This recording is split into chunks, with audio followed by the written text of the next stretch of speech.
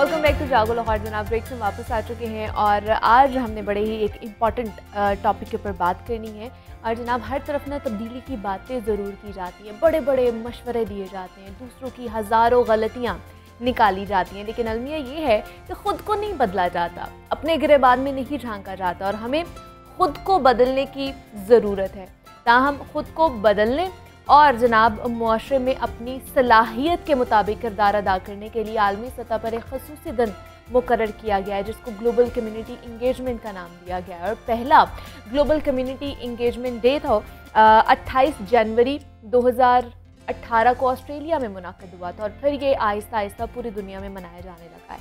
ताहम हर साल 28 जनवरी को ग्लोबल कम्युनिटी इंगेजमेंट का दिन मनाया जाता है, जिसमें नौजवानों में शऊर आगाही ये दी जाती है कि जनाब कि किस तरह आप एक मजबूत और अच्छे मुआशरे के क़याम में अपना किरदार अदा कर सकते हैं। यानी अगर कोई डॉक्टर है तो वो एक बुलंद और बेहतर मुआशरे के लिए अपने लोगों की जहाँ तक हो सके जनाब मसीहाई करे। और ऐसे ही वकील हैं या आप सहाफ़ी हैं, इंजीनियर हैं या किसी और शोबे से आपका ताल्लुक़ है, तो आपने किस तरह मिल बैठ कर अपनी कम्युनिटी की मदद करनी है और बेहतर मुआशरे के क़याम के लिए अपने इक़दाम जो हैं उनमें खातिर ख्वाह जनाब बेहतरी लेकर आनी है। तो ग्लोबल कम्युनिटी इंगेजमेंट से किस तरह हम लोगों की मदद कर सकते हैं, बेहतर मुआशरा कैसे बना सकते हैं, इसके इंसानी ज़िंदगी और मुआशरे में मज़ीद कितने फ़वाइद हैं, इस पर आज हम बात करने जा रहे हैं। हमारे साथ इस वक्त मौजूद हैं प्रोफेसर डॉक्टर महनाज हसन हैं, चेयरपर्सन है department of social work Punjab university की,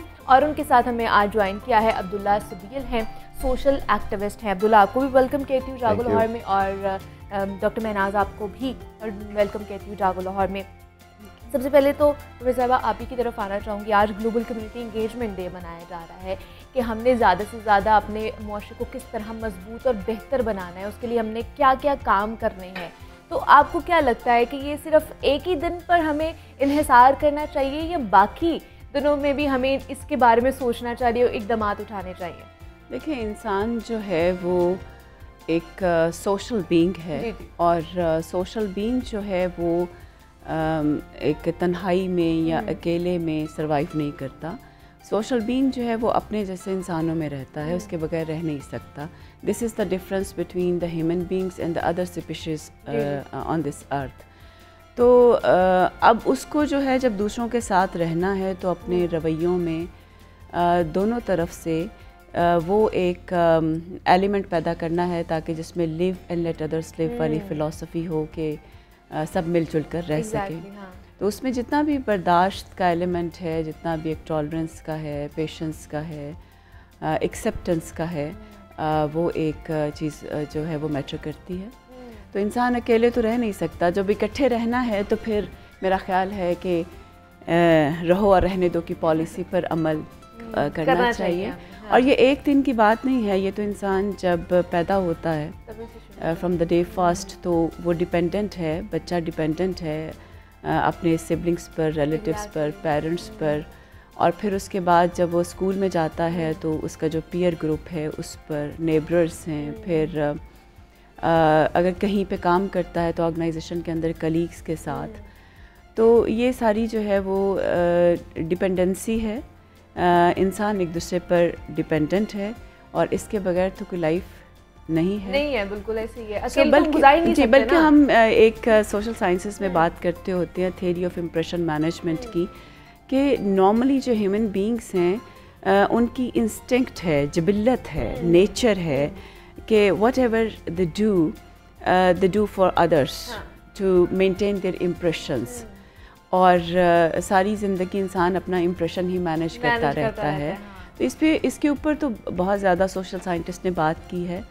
बल्कि मैं तो ये कहती हूँ कि हम जो सबसे जो basic fundamental unit of human personality है, जिसको हम सेल्फ़ कहते हैं, कि जिसमें मी, माई, अस, आवर्स एंड वी की बात है, आई की बात है, जो इन सेल्फ़ है, वो भी basically that does not wholly solely belong to that personality. Rather that is a social construct. Or normally we don't do whatever we want to do. We do whatever we are expected to do. So the eyes of the other people works like a glass mirror. We look into that glass mirror, and whatever the image we perceive, we want to mold our personality accordingly. तो दूसरों की जो eyes हैं वो हमारे लिए एक आईना है। तो जैसे आप सुबह उठते हैं, आईने में ख़ुद को देखते हैं और आप तैयार होते हैं कि ये कलर आपको सूट कर रहा है, ये ड्रेस आपको अच्छा लगता है कि नहीं लगता, और उसके मुताबिक आप मॉडिफिकेशंस करते हैं, या ट्रेंड क्या चल रहा है, सोसाइटी में क्या चल रहा है। तो that is how life moves on, that is how you live in the society. तो सोसाइटी जो है वो आपके लिए ग्रास मिरर है, और आप उसके मुताबिक जो है वो अपने रवैयों को की मॉडिफिकेशंस करते हैं, ऑल्ट्रेशंस करते हैं, सीखते हैं।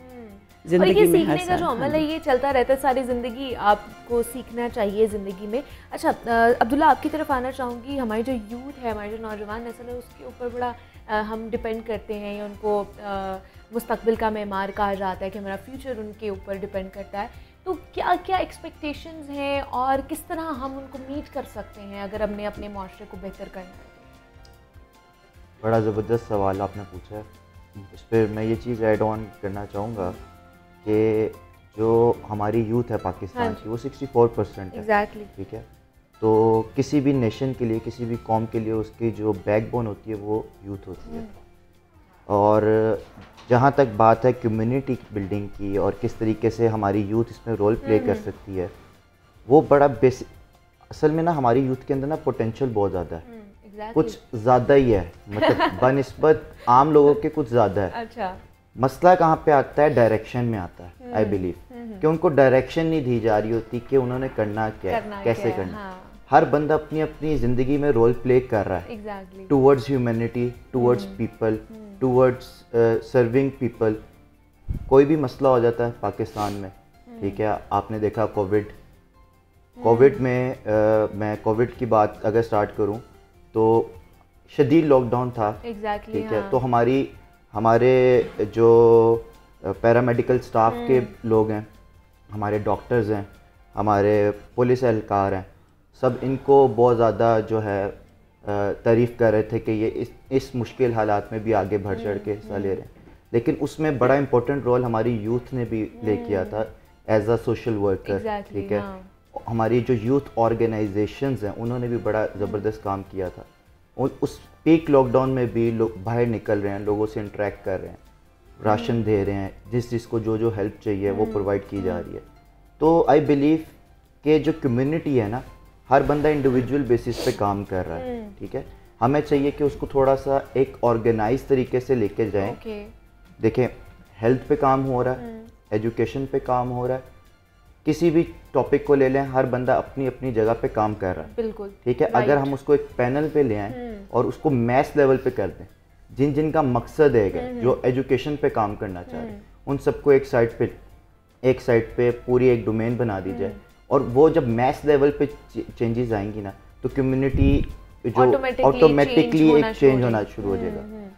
और इसी तरीके से हेल्थ की भी बात कर लें आप, किसी भी बात, अब गालिबन 2018 में जब बड़ा ये केस हुआ था ज़ैनब का, जो कसूर वाक़या हुआ था, एक बहुत अलमिया था हमारी कौम के लिए। तो उससे पहले ना चाइल्ड अब्यूज़ को बड़ा ना टैबू टॉपिक समझा जाता था, कोई बात नहीं करता था चाइल्ड अब्यूज़ के बारे में। ठीक है, मोलेस्टिंग के बारे में बात नहीं करता था, इवन पेरेंट्स कहते थे खामोश हो जाओ, इस बारे में बात नहीं करनी। तो उसके बाद से जब प्रोटेस्ट स्टार्ट हुए, लोगों को अवेयरनेस स्टार्ट हुई कि हमारे बच्चे अगर कोई किसी को मसला हो रहा है तो आके आवाज़ उठानी है, तब जाके इस टैबू टॉपिक से हमें निकाला गया, आहिस्ता आहिस्ता चेंजेस आना शुरू। अभी कहीं पे कोई मसला होता है तो सबसे पहले पेरेंट्स अपने बच्चों के लिए खड़े होते हैं, पहले नहीं होते थे, पहले खामोश करा दिया जाता था। तो आई बिलीव कि पेरेंट्स का भी बड़ा इंपॉर्टेंट रोल है हमारी कम्युनिटी को लेके। ठीक है, वो किस तरीके से बेहतर रोल है कि जब बच्चे होते हैं, वो तो छोटे, उनको ना समझ है, उनको पता ही नहीं है कि काला क्या है, गोरा क्या है, कूड़े वाला क्या है, गलत सही का नहीं पता, सही गलत का नहीं। हमारे पेरेंट्स ने पेरेंटिंग में वो रोल प्ले करना है, बच्चों को उस तरीके से बताना है। ठीक है, तो जब बच्चों को इस तरीके से बताया जाएगा तो ऑब्वियस ही बात है हमारी एज अ सोसाइटी और जो हमारी यूथ है, हमारी आगे जनरेशन है, वो बेहतर होती जाएगी और हमारी कम्युनिटी अच्छी होती जाएगी। अच्छा, जिस तरह अब्दुल्ला ने बात की, डॉक्टर महनाज, कि जब कोई आफत आती है हमारे ऊपर, कोई मुसीबत आती है, कोई प्रॉब्लम आती है, तभी हम एज अ कम्युनिटी होकर, होल कम्युनिटी, होल नेशन होकर बात करते हैं या एक दूसरे की मदद करना शुरू करते हैं। वैसे अगर देखा जाए कोविड में हम लोगों ने आप एक साथ मिलकर उसका मुकाबला किया, फिर सैलाब भी आया उसमें भी हमने उसको मिलकर उसको कोप अप किया, लेकिन जब वैसे हम लोग होते हैं तो हम लोगों की रंजिशें नहीं ख़त्म होती, प्रॉब्लम्स नहीं ख़त्म होती, जेलसी नहीं ख़त्म होती, तो ये जब आफत आती है तभी हम क्यों एक साथ मिल जाते हैं? देखें, एक्चुअली बात यह है कि कोई भी इंसान बुरा नहीं पैदा होता, आसमान से बुरा तो नहीं उतरता। हदीस के अल्फाज हैं कि हर इंसान फितरत सलीम पर पैदा हुआ है। That is true, one perspective. अब मसला सिर्फ जो है वो इंडिविजुअल्स का तो है, हम कहते हैं कि अपने हिस्से की शमा जलाते जाओ, दैट इज़ ट्रू, लेकिन बात सिर्फ इतनी नहीं है, और बात इसको इतनी सतही लेवल पे हम अंडरस्टैंड नहीं कर सकते, इतनी सिंपल नहीं है। एक्चुअली इंडिविजुअल बिहेवियर्स जो हैं, इंडिविजुअल एटीट्यूड्स जो हैं, वो गवर्न किए जाते हैं